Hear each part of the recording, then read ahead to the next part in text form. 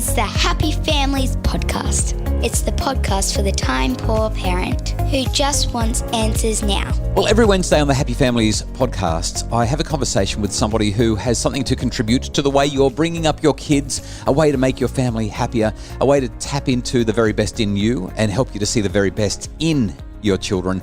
Today's guest is no exception. I'm really super excited to be able to spend some time talking today with Dr. Arne Rubinstein.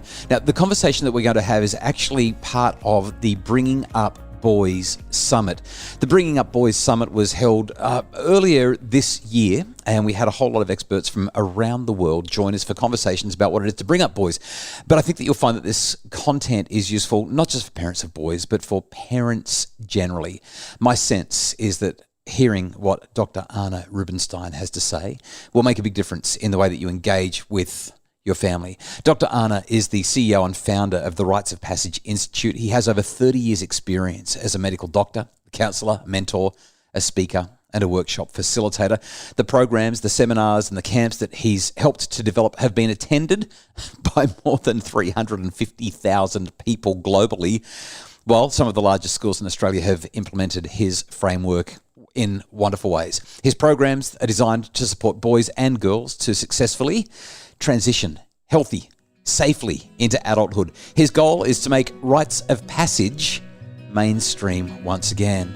Dr. Arne Rubinstein is the proud father of two wonderful young men and a mentor to many others. And he joined me for this discussion about why boys seem to be natural risk takers. There's a reason for it. And when I studied rites of passage all over the world, what I discovered that extraordinarily, despite the fact that they never met each other, they all did the same thing. So they all did it at the same age, sort of when the boys were hitting puberty, and they would always be taken away, and then there would be four elements that always happened. The first is that the boys get to hear the stories of the elders. They get to hear the men talking about their lives and the big things that had impact in their lives. And that's how they actually receive wisdom and knowledge, not by being told how to live their lives and what to do, but by actually hearing the stories. So stories were an incredibly important part of rites of passage. That was the first element. The second element is there's always a challenge.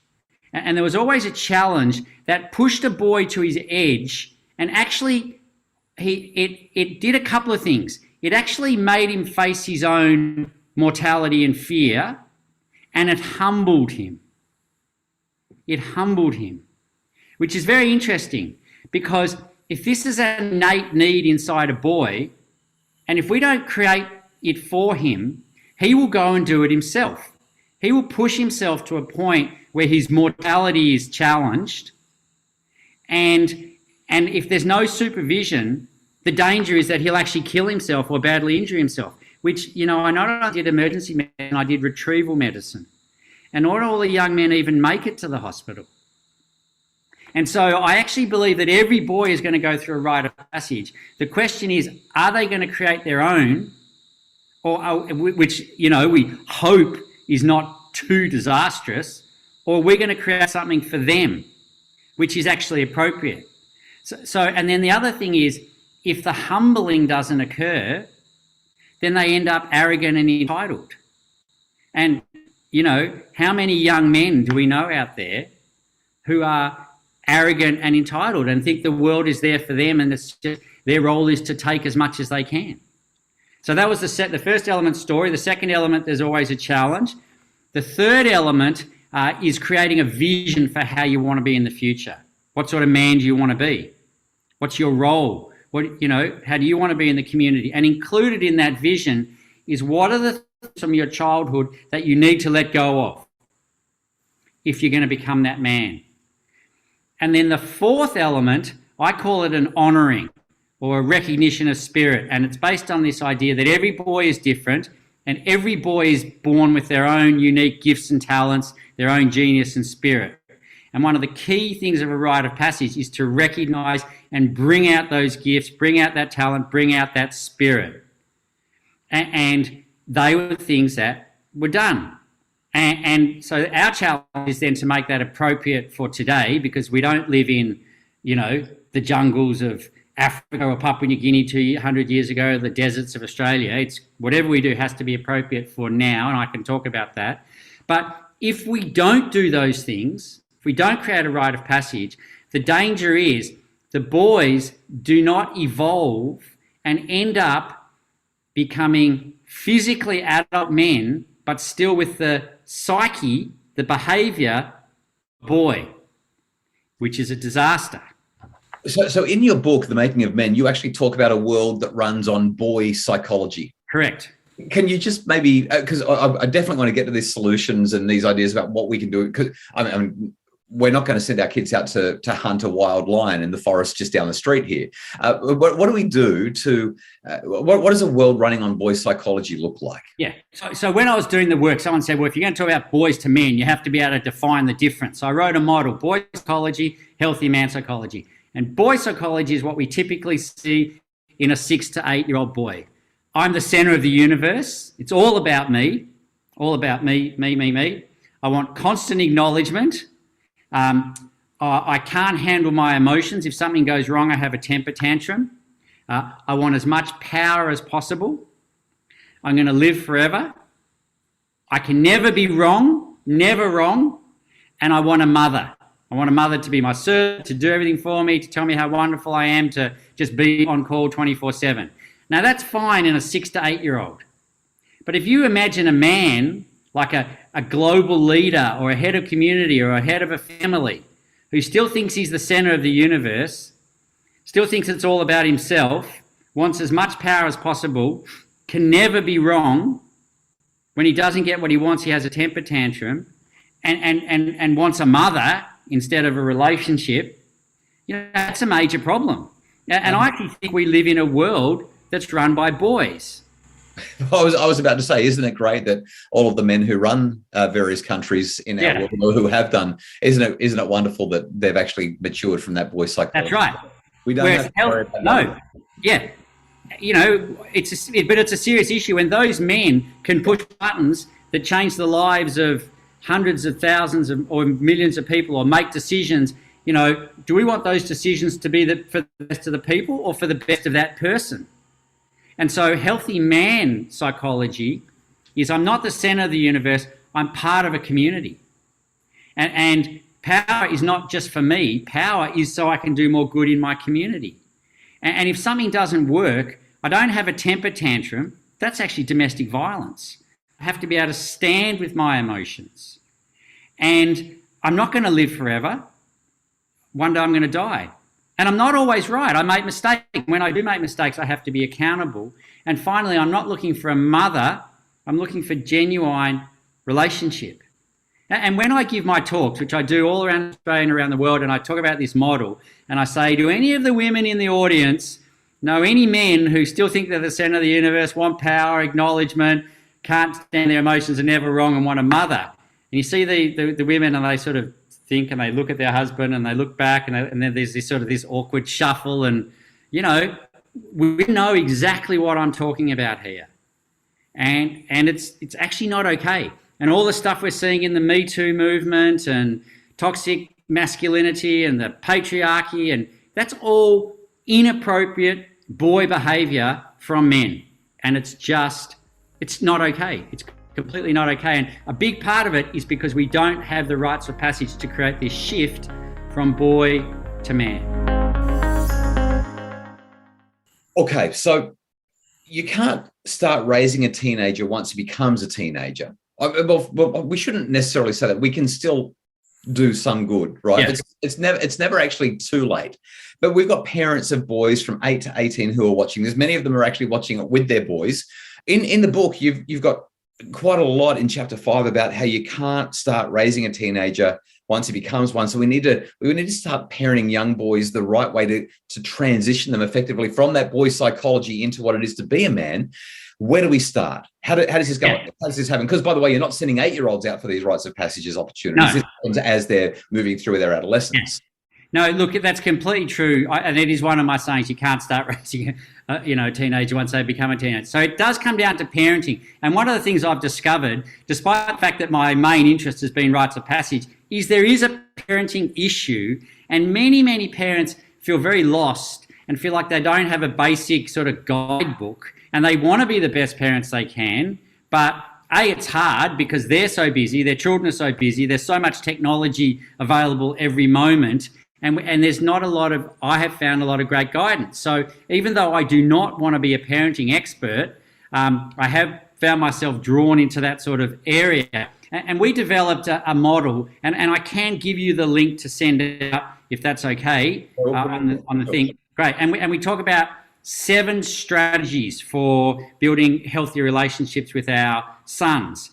And the first, and it's quite basic, but our experience has been that parents love this knowledge. And the first is finding something that you both enjoy doing together, turning off your mobile phone and doing it regularly. And this is for dads and mums. And it might be walking the dog, it might be going fishing, it might be listening to music, it might be having a cup of tea at the end of the day, whatever it is. But first of all, if you're going to have a relationship with someone, you have to have time with them. And extraordinarily, I find a lot of, especially dads, just never have one-on-one time with their children. That's the first one. I'll just name a few of them. The second is practicing acknowledging what they do well. So, if you see them doing something well or their gifts or whatever, you actually name it. It's very easy for parents just to tell their kids what they're doing wrong. And once again, especially dads, but it is very good to name the things they do well. Teaching skills of reflection. So when something happens, ask your child what they think about it first rather than just giving them the lesson. And same if they have a problem, getting them to see if they can come up with a possible solution or some ideas and then working with them on that. And then the last one I'll mention is that when something goes wrong, when they do something wrong, which will happen at some stage, separating the person from the behaviour. So, son, I still love you, but, burning down the house was not okay. Or, hitting your sister. Hitting your sister's not okay. We've got to talk about that. Or if they don't do well at school, rather than shaming them, saying, hey, what's going on? Because one of the things we know with boys is when they act out, often that actually means they've got a problem going on. So their way of expressing the problem is actually acting out. So those sorts of things, and we have like a wheel where we have all those things, and parents can give themselves a mark out of 10 in each of those areas and then join the dots. And, it's a simple thing. And the final one actually I will mention is sharing stories about when you were their age, including what went well and what didn't go well. And those sorts of things, it's just about building that strong, healthy relationship. Actually, there is one more, which I do need to mention. Keep going. Connecting privileges with responsibility. I can't not name that, because when we just give our boys everything, regardless of how they behave, regardless of how they are, and they become entitled, that's a problem. And from quite an early age, yes, we give them things, but if there's an agreement like, you'll take your dishes into the kitchen, or you'll tidy your room, or you'll, be home when you say you're going to be home, and the privileges come together with that, that's a very important lesson. Because if we don't teach it to them when they're young, as teenagers, when they're, 6 inches taller than us and big and strong and grumpy, that's not the time to be trying to sort of put in the boundaries. And unfortunately, I get a lot of phone calls from parents who say, I don't know what happened to my 12, 13-year-old son. Overnight, they won't talk to me, they won't cuddle me, they just go in their room and lock the door, and there's a war going on in the house. So, I think there's a lot we can do around our sort of early stage parenting. And throughout those ideas that you've just shared, you've used Dad's and the importance of his role multiple times. Yeah. Can you just talk a little bit about, I mean, you've talked about rites of passage and the elders, the men go away, the elders spend time talking with the youngsters. And once again, you brought the dads in, the male role model. So there's 2 parts to this question. And I know I'm not supposed to ask 2 questions at once, but they flow together. The first is that, can you just talk about why dads are so important? But the follow-up is, there's going to be a whole bunch of single mums who are watching this. There's going to be a whole lot of families where dad is either not safe or not present, or for whatever reason wants to be, but maybe even can't be. We want to give dads the benefit of the doubt as often as we can as well. What do parents do in that situation? Okay, so yes, thank you for bringing that up. Equally important, dads and mums, for sure. But the thing that we often find is that mums are so much more present, and these are generalizations. Yeah, of course. But, very often the mums have, so much more to do, especially in the early years with boys. And we do have a lot of single mums who are trying to be mum and dad, which is very difficult. And one of our big recommendations there is for the mums to bring other men in, whether it's uncles, friends, grandfathers are brilliant, to bring that influence in. And what I also say to mums, there's a few really key things here, which is, not to put up with inappropriate behaviour from your boys. They've got to learn early that swearing at you, trying to hit you, any of that stuff is just not okay, and they need to learn that while they're with you in the house. It's a tricky one because you're right. Something like a third of boys are now being brought up by single mums and not having contact with their fathers. So anything we can do to support mums is really important. And I've actually got a chapter about that in my book. And those same principles with the mums of finding something you can do with your son one-on-one, sharing stories, separating the person from the behaviour, all of those things are as important, as well as doing whatever you can to have good men in the life of your boys. And we look at it as a community thing. So, I say to dads whenever I work with them, keep an eye out not only on your boy, but all the boys. The idea is we're sort of trying to create an umbrella where the whole community is looking after all the children. And that's part of our work that we do in schools, is trying to create community so that those who are on their own actually do have support. If you'd like more of that conversation, you can find it in the Bringing Up Boys Summit. It's available in the Happy Families web shop. That's Dr. Arne Rubinstein. Dr. Arne Rubinstein is from the Rites of Passage Institute. You can find him at ritesofpassageinstitute.org. The Happy Families podcast is produced by Justin Rulon from Bridge Media. Craig Bruce is our executive producer. If you'd like more information about making your family happier, you can find it all at happyfamilies.com.au, including the Bringing Up Boys Summit.